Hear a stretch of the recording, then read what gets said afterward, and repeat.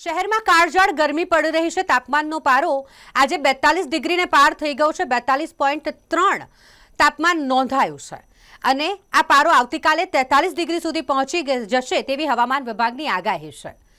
જ્યારથી ગરમી પડવાની શરૂઆત થઈ છે ત્યારથી જ ગરમી ખૂબ જ પડી રહી છે અને કાળઝાળ ગરમી પડી રહી હોય તેવામાં ડિઝાસ્ટર વિભાગના ડેપ્યુટી મામલતદાર વીબી પરમાર દ્વારા કેટલીક માહિતી આપવામાં આવી છે। હાલ જ્યારે કાળઝાળ ગરમી પડી રહી હોય તેમાં માણસો જ સેકાઈ રહ્યા હોય તો પ્રાણીઓનું તો શું જ કહેવું। ત્યારે વડોદરા શહેરના સયાજીબાગ પ્રાણી સંગ્રહાલય ખાતે રહેતા પક્ષીઓ અને પ્રાણીઓ માટે પણ આ કાળઝાળ ગરમીમાં રાહત મળે તેની વ્યવસ્થા તંત્ર તરફથી કરવામાં આવે છે। ખાસ કરીને પક્ષીઓની વાત કરીએ તો પક્ષીઓના પાંજરા પર ગ્રીન નેટ લગાવી દેવામાં આવ્યું છે। જરૂર પડે જે પ્રાણીઓ છે તેમના માટે પણ પાંજરામાં ખાસ કરીને તેમને ઠંડક મળી રહે તે પ્રકારનું આયોજન કરવામાં આવી રહ્યું છે।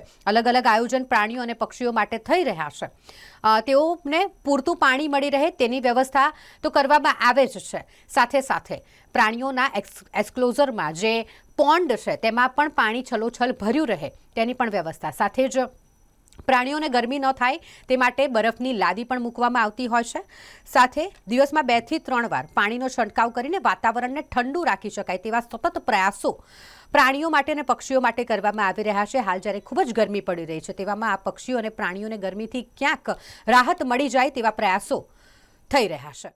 છેલ્લા કેટલાક દિવસોથી સૌરાષ્ટ્ર તેમજ અમુક વિભાગોમાં ગુજરાતના અમુક વિભાગોમાં તાપમાન વધતા સરકારે તમામ ડિપાર્ટમેન્ટો તમામ જિલ્લાના અધિકારીઓ સાથે મિટિંગ કરીને હીટવેવના માટે તકેદારીના પગલાં લેવા જણાવવામાં આવેલ। જે બાબતે આપણા વડોદરા જિલ્લાના તમામ લાઇન ડિપાર્ટમેન્ટોને હીટવેવ માટે શું કરવું જોઈએ અને શું ના કરવું જોઈએ ડુ એન્ડ ડોન્ટ્સ શેર કરવામાં આવેલ છે અને ડુ એન્ડ ડોન્ટ્સ પ્રમાણે કાર્યવાહી કરવા માટે દરેક વિભાગોને સૂચના આપવામાં આવેલ છે।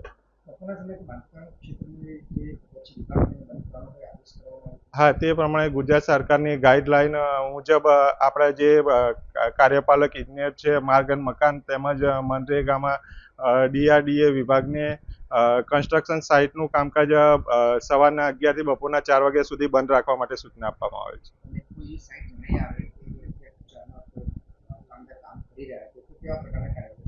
તો તે પ્રમાણે અત્રે ધ્યાન દોરવાનું રહેશે જેથી આગળની કાર્યવાહી કરી શકે।